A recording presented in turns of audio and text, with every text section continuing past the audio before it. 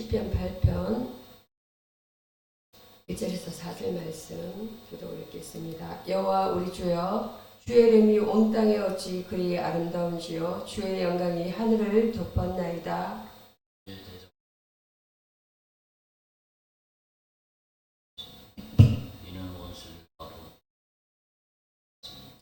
주의 손가락으로 만드신 주의 하늘과 주께서 베풀어 두신 달과 별들을 내가 보오니 하나님 무엇이 주께서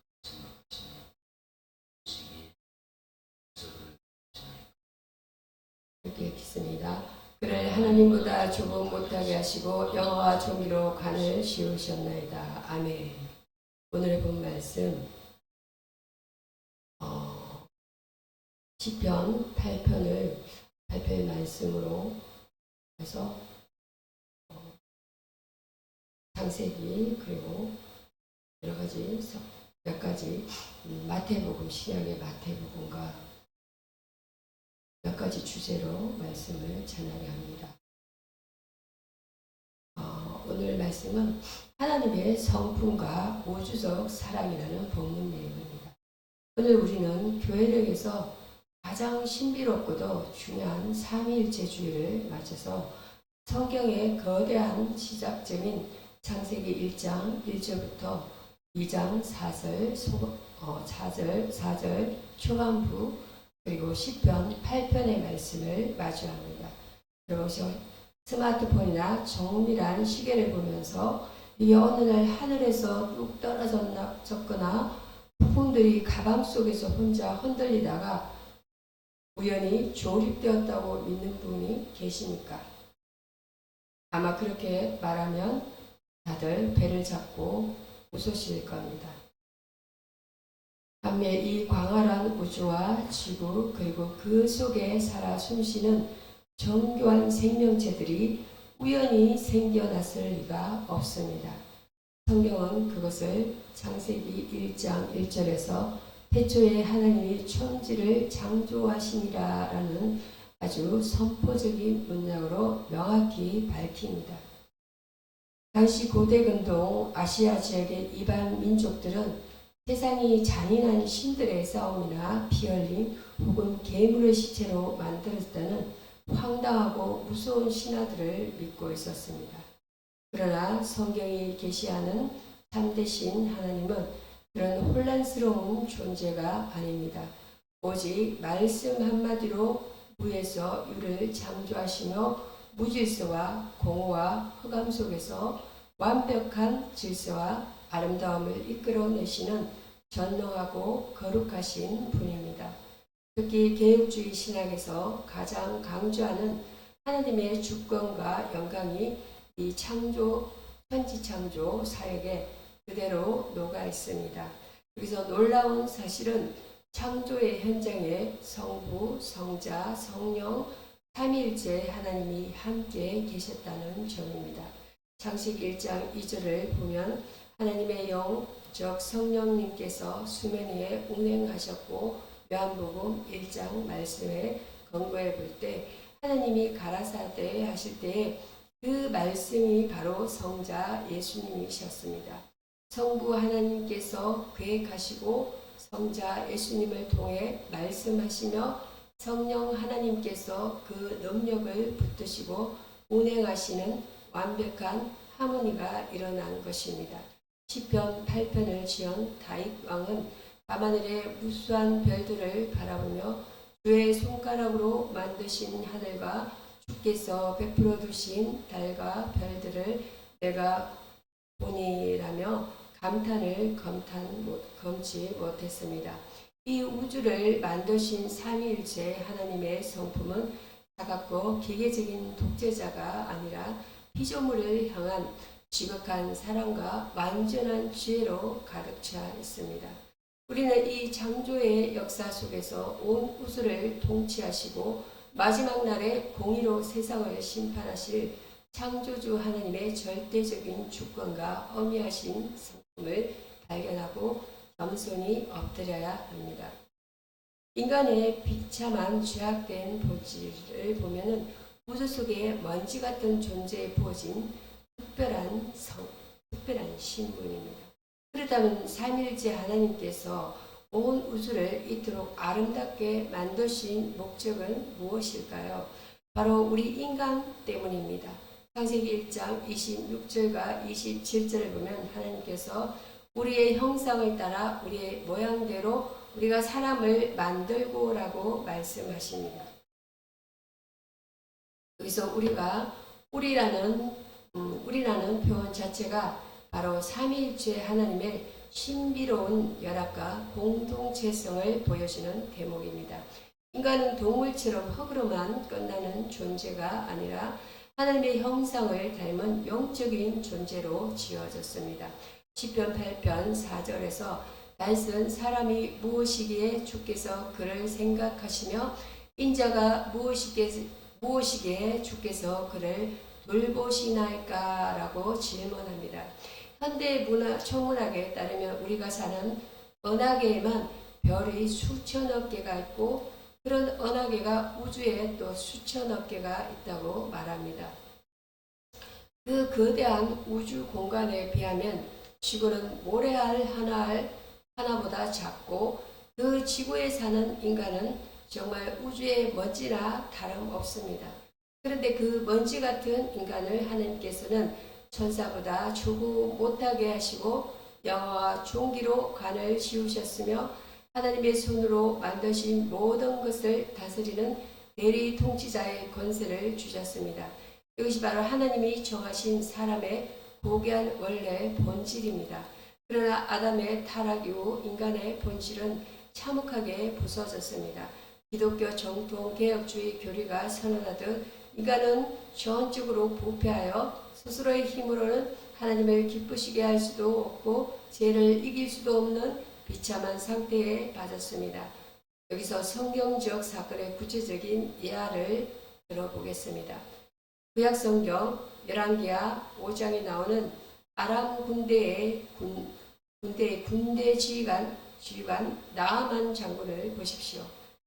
그는 왕 앞에서도 존귀한 자였고 큰 용사였으며 남부를 끝없는 건세와 명예를 가졌습니다. 세상 기준으로 보면 완벽한 성공 세트 인생이었습니다. 그러나 성경은 그 뒤에 그는 나병 환자들하는 한마디로 그의 실상을 꼬집습니다. 아무리 멋진 갑옷을 입고 검은 보화를 쌓아두어도 그 갑옷을 벗겨내면 온몸이 썩어 들어가는 나병으로 고통받는 비참한 존재였습니다. 이것이 바로 죄 아래에 놓인 인간의 실제 본질입니다. 세상의 스펙과 명예라는 화려한 갑옷을 입고 숨어 있지만 실상은 죄의 오염으로 인해 영혼이 썩어가고 있으며 결국에는 하나님의 영원한 심판과 지옥 형벌을 피할 수 없는 절망적인 나병 환자가 바로 우리 자신이라는 사실을 성경은 엄중하게 고쳐라고 해석합니다. 예수 그리스도의 피 묻은 복음입니다. 사탄의 교묘한 분열 작전과 영원한 지옥 형벌에서 건져내신 예수님입니다. 이처럼 고귀하게 지어진 인간이 왜 나병 환자처럼 처참하게 무너졌을까요? 여기에는 에덴 동산에서 시작된 마귀의 집요한 유혹과 역사가 있었습니다. 성경 창세기 3장에 등장하는 사탄은 뱀의 모습을 빌려 인간에게 다가와 하나님과 인간의 사이를 찢어놓았습니다. 마귀가 쓴 수법은 딱 하나였습니다. 내가 이것을 먹는 날에는 너도 하나님처럼 될 수 있다는 교만한 마음을 불어넣은 것입니다. 하나님의 주권을 거부하고 스스로 왕이 되려는 사탄의 거짓말에 속아 인간은 죄를 지었고 그 결과 사탄의 종노릇을 하며 사망의 공포에 매여 살게 되었습니다. 오늘날에도 마귀는 고린도서 13장 11절이 강조하는 평화와 거룩한 연합을 깨뜨리기 위해 끊임없이 역사합니다. 마귀의 주 특기는 분열과 시기 그리고 이간질입니다. 성도들 간에 서로 마음을 같이하지 못하게 하고 불화를 일으켜 교회를 무너뜨리려 합니다. 또한 마태복음 28장의 제자 삼는 사역을 방해하기 위해 우리의 영적인 눈을 가리고 세상의 정욕에 취하게 만듭니다. 사탄은 인간을 죄에 빠뜨려 결국 하나님이 예배하신 영원한 심판의 장소인 지옥을 함께 끌고 가려고 지금도 우는 사자처럼 두루 다니며 산길자를 찾고 있습니다. 그러나 삼위일체 하나님께서는 우리를 그 영원한 멸망의 자리에 그냥 내버려 두지 않으셨습니다. 이것이 바로 성경의 핵심이자 구속사의 장점입니다. 성부 하나님께서는 독생자 예수님을 이 땅에 보내셨고 성자 예수님께서는 마귀의 권세를 깨뜨리시기 위해 십자가에서 손과 발에 되못이 박힌 채 물과 피를 쏟으셨습니다. 죄가 없으신 예수님께서 우리가 받아야 할 지옥의 저주와 진노를 대신 담당하시고 피 흘려 죽으심으로 죄와 사망과 마귀의 사슬을 단번에 끊어내셨습니다. 그리고 사흘 만에 부활하셔서 사망아 너희 성리가 어디 있느냐고 선포하시며 승리하셨습니다. 이제 예수 그리스도의 보혈을 믿는 자마다 영원한 지옥 형벌에서 건짐을 받아 천국 백성이 되는 유일한 구원의 길이 열렸습니다. 주님은 부활하신 후 마태복음 28장에서 하늘과 땅의 모든 권세를 내게 주셨으니 그러므로 너희는 가서 모든 민족을 제자로 삼으라며 선교적 대명령을 주셨고 세상 끝날까지 너희와 항상 함께 있으리라고 약속하셨습니다. 예수님의 피 흘리심이 없었다면 우리는 여전히 죄와 마귀의 종으로 살다가 지옥으로 떨어질 존재였으나 삼위일체 하나님의 놀라운 구원 계획 덕분에 영원한 생명을 얻게 되었습니다. 마지막으로 간절한 결단과 기도입니다. 성령의 인도하심을 따라 살아가는 삶과 회개의 변화입니다. 이제 주님의 십자가 대속으로 구원받은 우리는 어떻게 살아가야 하겠습니까? 고린도 전후서 13장 13절은 주 그리스도의 은혜와 하나님의 사랑과 성령의 교통하심이 너희 무리와 함께 있을지어다 라고 축복합니다. 여기서 성령의 교통하심, 즉 성령의 인도하심과 교제하심이 없이는 우리는 단 하루도 그리스도인답게 살 수 없습니다. 우리의 연약한 본질은 가만히 있으면 자꾸만 옛 죄악의 습관으로 돌아가려 하고 사탄의 유혹에 흔들리기 쉽습니다. 현실적인 예화를 하나 들어드리겠습니다. 세계적인 경영학자 피터 드러크가 그의 저서인 프로페셔널의 조건에서 언급한 내용에 따르면 19세기 중반 유럽의 한 유명한 성당에서 조각가가 아무도 보이지 않는 성당의 높은 지붕 구석에 조각상을 만들면서 보이지 않는 뒷부분까지 땀을 흘리며 정교하게 깎고 있었다고 합니다.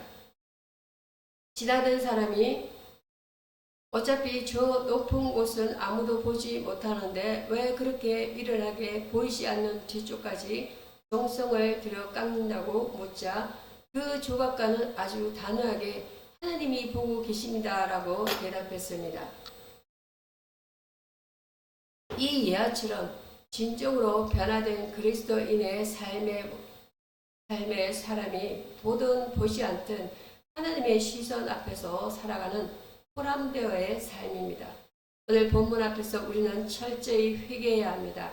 하나님의 형상으로 지원받았음에도 불구하고 시편 8편 말씀처럼 온 우주를 다스리라는 문학적 명령과 마태복음 28장의 복음 전파의 명령을 망각한 채 그저 눈앞의 돈과 성공만을 쫓아 마귀의 유혹에 넘어져 불화하고 시기하며 살았던 죄를 회개해야 합니다. 또한 내 힘과 의지로 신앙생활을 하려고 했던 교만을 내려놓아야 합니다. 우리가 변화되어 고린도후서 13장의 말씀처럼 기뻐하며 온전하게 되며 위로를 받으며 마음을 같이하며 평안할 수 있는 유일한 방법은 오직 성령 하나님을 의지하는 것뿐입니다. 주님이 다시 올 재림의 날과 백보자 심판의 날이 다가오고 있음을 기억하며 우리는 날마다 무릎 꿇고 성령의 인도하심을 구해야 합니다.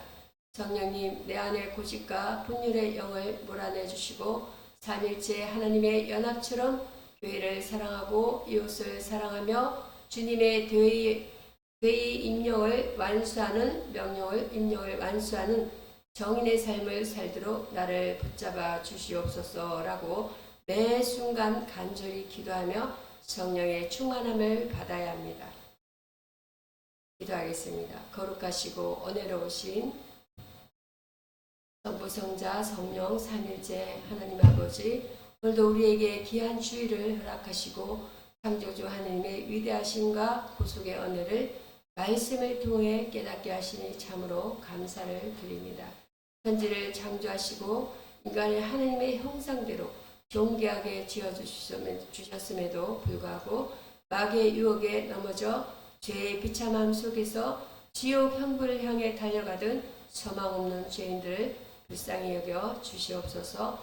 오직 독생자 예수 그리스도의 십자가 피 흘리심을 통하여 죄와 사망의 마귀의 권세에서 우리를 건져내시고 영원한 천국 소망을 주셨사오니 이 놀라운 복음의 은혜를 날마다 가슴에 새기며 감격 속에 살아가게 하여 주시옵소서. 우리 안에 여전히 남아있는 시기와 질투, 분열의 죄악된 모습을 십자가 앞에 철저히 회개하오니 용서하여 주시고 고린도 후서의 말씀처럼 서로 마음을 같이하며 평화하는 온전한 교회 공동체를 이루게 하여 주시옵소서. 날마다 우리를 진리 가운데로 인도하시는 성령 하나님의 도우심과 교통하심을 구하니 연약한 우리를 붙들어 주셔서 세상의 유혹을 이기고 주님 다시 오실 재림의 날을 깨어 준비하는 신실한 주의 백성들이 되게 하여 주시옵소서. 마태복음의 대명령을 따라 우리 민족에게 복음을 전하고 제자 삼는 사역에 우리의 삶을 들게 하시고 세상 끝날까지 항상 함께 하시겠다는 주님의 약속을 믿고 담대히 승리하며 살아가는 성도들이 되게 하여 주시옵소서. 우리를 죄에서 구원하신 예수 그리스도의 이름으로 간절히 기도하옵나이다. 아멘.